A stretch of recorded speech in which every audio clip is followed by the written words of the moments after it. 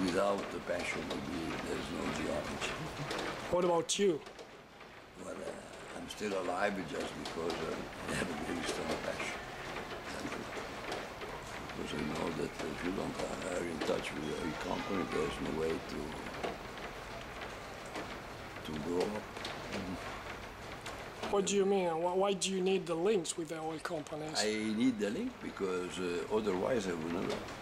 You could never see a 3D seismic line. You could never get a feeling for what a continental margin looks like. But it depends. I don't like to write. I don't like writing many people.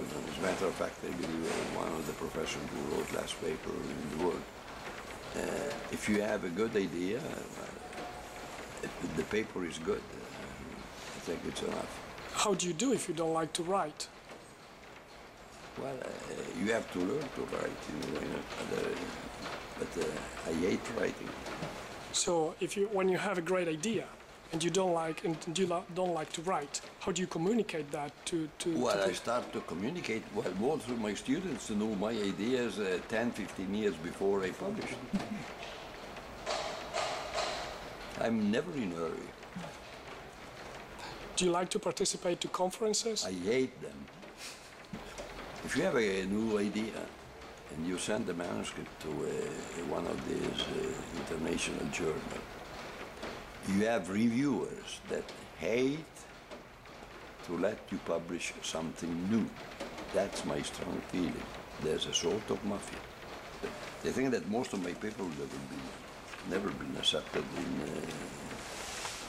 international magazine. So what do you say to somebody that is genius but doesn't like to write? I think we are losing some excellent geological contribution just because they are not written in English, they are not presented in international convention. I'm very pessimistic. You have to conform, absolutely do conform with this international magazine.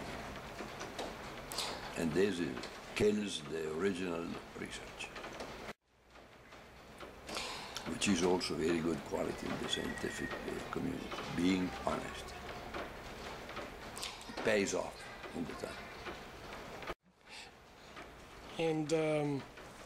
And I'm still dreaming at night, you won't believe it. But sometimes I tell my wife, listen, last night I dreamt of a beautiful exposure. I don't know where I was, but there were turbidites which were absolutely good. Well, that's something that makes my wife a little bit upset sometimes, dreaming about turbidites. Emiliano Mutti, can you describe and say what is a turbidite? What? What is a turbidite? What is a turbidite? I really don't know what is a turbidite. That's the real honest answer. A turbidite to me is resedimented shallow marine sand redeposited in deep water environment, the way that Kuhn and Migliorini define a turbidite. That's it. Yes. Nothing else. How do you approach the outcrop? Do you look at it from far away or from close by at the very beginning? I do back and forth. I smoke lots of cigarettes. First back or first forth? Probably I go first and touch it, and then it's like using a zoom, you know, wide angle and lens. So, Emiliano, you represent the core of the base of classic geology. And who's following you? This is a good question. I think we have a gap. And it will take 1 or 2 generations to fill the gap. I started doing geology here. Now we are about here. This is field geology. Field geology, those days was great. Everything was done in the field. And then it decreased and now exponentially went down. Probably now is right here. Technology, including all this stuff, is growing up exponentially. Faces model, let's talk about sedimentology, remain steady and basically they are obsolete. So this is the gap we have to bridge. See it? From here to there.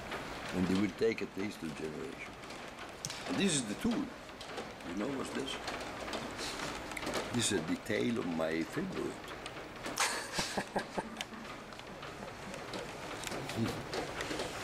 Yeah. So you have Very similar. It's a real, and I think that technology is great. But on the other hand, you should have a real good naturalistic historical background. Geology is basic and historical science, and technology can help a lot. It's like to restore it. You know that recently the last dinner of Leonardo was restored completely. That through pure technology, but the paint is made by Leonardo. So, I think we have still a lot of things to learn from rocks. Lots. If I'm lucky, I think I would say I understand 20% of what I see in the film. If I'm lucky. If I'm really in good shape and I know this portion, more than 20% is good. So, in a way, you say that you want to deconstruct models. You don't like models. Well, listen, I'm famous because I sat for several models. I create a model the day after I don't like it anymore. Because if you keep thinking in terms of model, you crystallize and research doesn't go on. To be a good field geologist, you need to travel a lot and work in different areas. I start working in the Apennines, then I moved to Greece, then I moved to the Apennines, back again to the Apennines, then to the Pyrenees, then to the Neuquén Basin, and they travel. I've seen all the basins in the United States. Sequence stratigraphy is certainly one of the best ways of thinking. That, go back to basic principle of classic stratigraphy like transgression, regression, and conformity.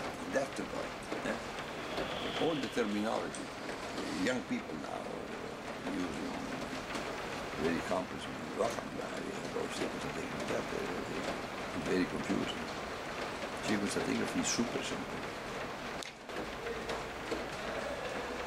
And it's very difficult to know at the end of the day if the final idea is entirely yours, you thought in the morning, or your idea has been modified while another discussion. That's a very subtle problem.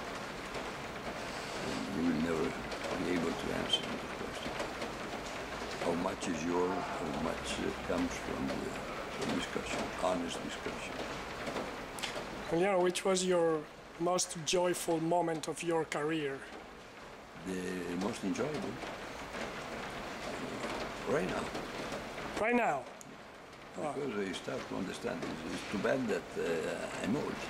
If I had the chance to live for another 20 years, I would become a great geologist.